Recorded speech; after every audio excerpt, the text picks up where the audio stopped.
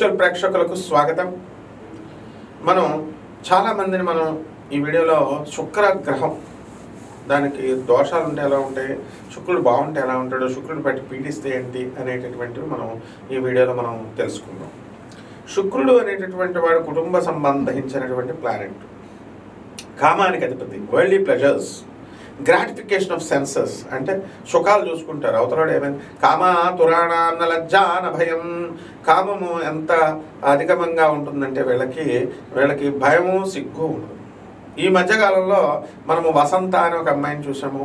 ఆ తర్వాత నాగేంద్ర బాబు అనేటటువంటి భర్త వయాగ్రా ట్యాబ్లెట్స్ రకరకాల డోసులు ఇస్తూ 100 mg 200 mg అలాగే ఇచ్చేసి ఆ అమ్మాయిని అన్యాచురల్స్ అత్యాచారాలు చేస్తూ భార్య అయినప్పటికీ కూడా తట్టుకోలేక ఆమె పాపం సూసైడ్ చేసుకుని చచ్చిపోయింది.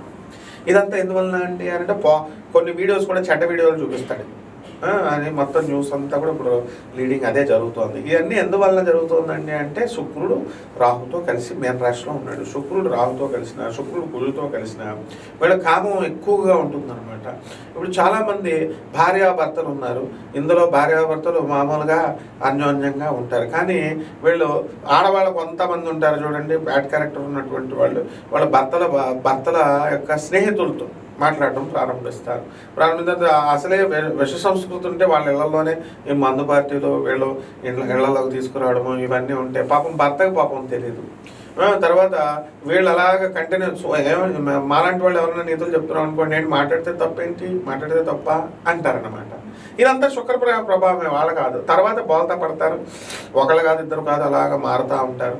అలాగే ఈ మగవాళ్ళు ఉన్న పెళ్ళడానికి తిండి పెట్టలేడు వీడు, మళ్ళీ వేరే అమ్మాయి తో తిరుగుతూ ఉంటాడు. ఏమంటే మా ఆయన తిరుగుతున్నాడండి, మరి దీనికి పరిష్కారం ఏదన్నా చేయాలా అని అడుగుతారు.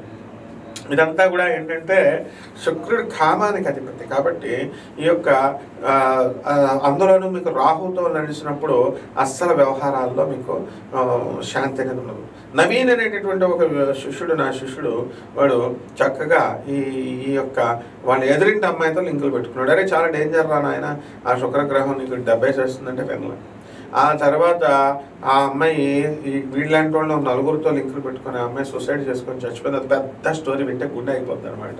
ఎక్కడో అందరినీ నమ్మించాలని చెప్పి గట్కేసర్ అనేటటువంటి ఊర్లో పోలీసులను 100 మంది పోలీసులు వెళ్ళి పాపం రైడింగ్ చేశారు. ఏంటంటే ఈమెను ఎవరో కిడ్నాప్ చేశారని ఫోన్ చేస్తే నిజం అనుకుని పాపం అంతా 100 మంది పోలీసులు వెళ్ళి వెతికి ఇచ్చేస్తే తర్వాత ఈ అమ్మాయిది తప్పని తెలుసుకున్నారు.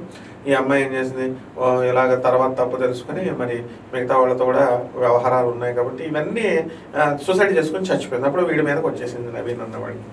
వచ్చేస్తే ఇంకా అదే దొరికిందే ఛాన్స్ అని చెప్పి మేము ఆ మంత్రి తాలూకా మనుషులు 80 లక్షలు ఇస్తేనే కానీ ఏమంటే పోలీస్ స్టేషన్లో సెటిల్మెంట్లు చేసుకోమన్నారు. ఆ విధంగా మనం ఈయన ఇది కాదురా అని చెప్పి నేనే స్వయంగా పోలీస్ స్టేషన్కి వెళ్ళి వాళ్ళతో మాట్లాడి చేయడం జరిగింది. ఇదంతా ప్రపంచాన్ని అందరికీ తెలుసు. అలాగే వాళ్ళందరూ కూడా వదిలేసిపోయారు అనుకోండి. అందులో ఒక డీసీపీ మేడము ఆవిడ చాలా మంచి ఆవిడ స్వయంగా ఆవిడే చూసింది కాబట్టి ఆ కేసుని ఆవిడ రికమెండ్ చేయడం వల్ల వాడు సేవ్ అయ్యాడు. ఇప్పుడు ఈ రోజున వాడికి బుద్ధి వచ్చి ఆడపిల్ల వాళ్ళ ఆఫీసులో పనిచేస్తున్నా సరే వాడు వచ్చి భోజనం చేస్తున్నా వాడు అటువైపు గోడ వైపు తిరిగి భోజనం చేస్తాడు. ఆడవాళ్ళు మాట్లాడుతారు. ఇవన్నీ ఎందువల్ల జరిగిందంటే శుక్రుడు బాగోకపోవడం వల్ల. అది ఎందుకు ఫైనల్గా చెప్పేది.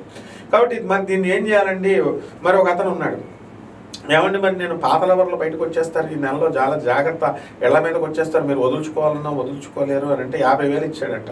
50,000 ఇచ్చినా సరే నేను వెళ్ళనని చెప్పేసి కూర్చుంటుందంట. మా భార్య దగ్గర పంచాయతీ పెట్టేస్తుందేమో నాకు భయం వేస్తుందండి అన్నాడు. నువ్వు ఇచ్చినా వదలదరా నాయన, ఇది వృషభ రాశి, ఇప్పుడు ఎట్టి పరిస్థితుల్లో నేను వదిలే సమస్య లేదన్నా. ఇవన్నిటికీ కారణం శుక్రుడు రాహుతో కలిసి మీన రాశిలో ఉన్నాడు. శుక్రుడు రాహుతో కలిసిన, కుజుడితో కలిసిన, కొన్ని పాప గ్రహాలతో కలిసినప్పుడు ఈ శుభత్వాన్ని కోల్పోయి ఇటువంటి వ్యవహారాలన్నీ కూడా ఇస్తారు. అనైతిక సంబంధాలు పెట్టుకోవడం, అక్రమ సంబంధాలు పెట్టుకోవడం, ఇవన్నీ కూడా పైకి మాత్రం అందరూ మేము పతివ్రతమంతులమండి మగవాళ్ళు కూడా బిల్డప్లు ఇస్తారు. కానీ పచ్చిగా చెప్పాలంటే ఇది కలియుగం, కామయుగం. ఇందులో మొహమాటాలే లేవు. చెప్పడానికి ఇష్టపడరు జనం. మనం ప్రజలు బాగుపడాలనే ఉద్దేశంతో మనం నిర్మోహటంగా చెబుతున్నాం అనమాట. సో ఈ శుక్రుడికి ఏం చేయాలంటే శుక్ర జపం చేసుకోవాలా, శుక్ర స్తోత్రాలు చదువుకోవాలా. శుక్రుడికి కిలోంపావు బొబ్బర్ని శుక్రవారం నాడు మనం ఉదయం 6 గంటలకి దానం చేసుకోవడం ఒక పద్ధతి. ఈ శుక్రుడు పరమేశ్వరుని యొక్క భక్తుడు, మహాలక్ష్మీదేవి యొక్క భక్తుడు కాబట్టి మనం శుక్రవారం నాడు మనం మహాలక్ష్మి తల్లికి పూజ చేసుకున్న అలాగే మనం పరమేశ్వరుడికి అభిషేకం చేసుకున్న శుక్రుడు లింగాకారంలోనే ఉంటాడు, రాక్షసుల గురువు ఆయన. కాబట్టి భృగు మహర్షి యొక్క సంతానం. కాబట్టి భార్గవుడు అంటారు, భార్గవి ఆయన చెల్లెలు అంటే మహాలక్ష్మి తల్లి. కాబట్టి వీళ్ళంతా కూడా ఈ యొక్క శుక్రుని మనం పూజ చేసి బొబ్బల దానం చేయాలా. అలాగే మనం మేడి చెట్టు దగ్గరికి వెళ్ళండి, గురుక్షేత్రం అది.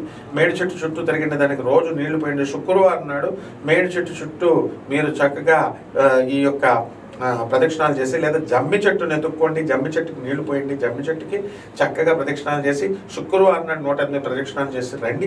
అలాగే ఈ యొక్క మర్రి చెట్టు వేళ్ళని మీరు కోసుకొని తెప్ప తీగ అని దొరుకుతుంది, తెప్ప తీగను కూడా తీసుకుని మర్రి చెట్టు వేళ్ళని తెప్ప తీగని మీరు ఈ యొక్క పూజా మందిరంలో పెట్టుకోండి, మీకు ఈ శుక్ర దోషం పోతుంది. మిగతా మరిన్ని వివరాలతో నెక్స్ట్ వీడియోలో కలుసుకుందాం. శుభమస్తు.